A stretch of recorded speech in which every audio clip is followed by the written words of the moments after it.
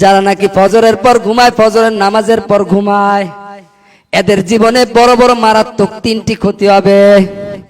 এক নম্বর ক্ষতি হচ্ছে শরীরের রোগ প্রতিরোধ ক্ষমতা নষ্ট করে দেয়, যার ফলে জ্বর হওয়ার আশঙ্কা থাকে বেশি। এক নম্বর ক্ষতি। তাদের দুই নম্বর ক্ষতি হচ্ছে, হযরত ওমর রাদিয়াল্লাহু তাআলা আনহু বলেন, তাদের যৌন ক্ষমতা কমে যাবে।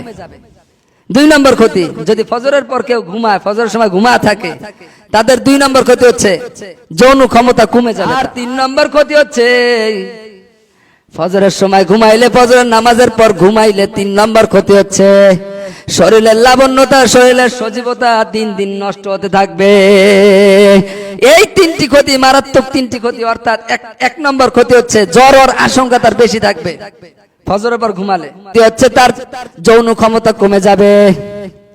তিন নম্বর ক্ষতি হচ্ছে তার শরীরের লাবণ্যতা, সজীবতা